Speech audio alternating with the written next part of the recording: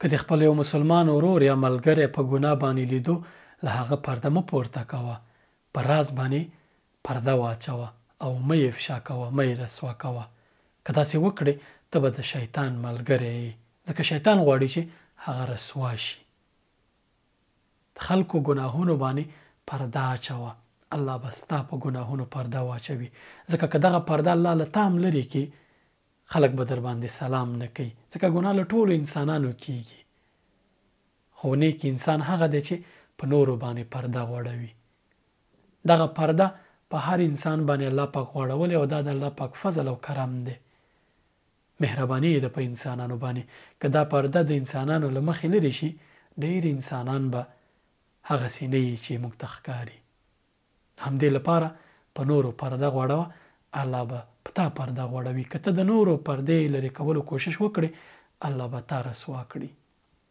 ډېر انسانان شته چې د نورو انسانانو ګناهونه وویني، اعلان کوي، خلک پرې خبروي، پټې نه ساتي. بله ورځ بیا دی په میدان ولاړي او پرده ترې لرې شوي وي، بیا ګیله کوي چې ولې له ما سره داسې وشول. څنګه چې ته غواړې هغسې له نورو سره تعامل کوه. که ته غواړې عیبونه دې پټي، د خلکو عیبونه مه لوڅوه. که ته غواړې ښه انسان واوسې، نورو سره نیکي کوه. همیشه انسانانو ته ښه نیت لره، انسانانو ته بښنه کوه.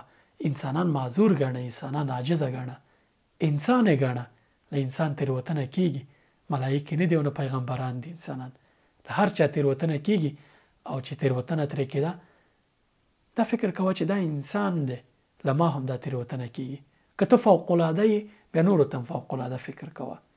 خو که ته عاجز یې، پوهېږي چې ډېرې نیمګړتیاوې در پکې شته، بیا نورو ته هم په همدغه سترګه ګوره چې نورو کې هم نیمګړتیاوې شته. څنګه معامله چې د له ځان سره خوښوي، دغسې له نورو سره کوه.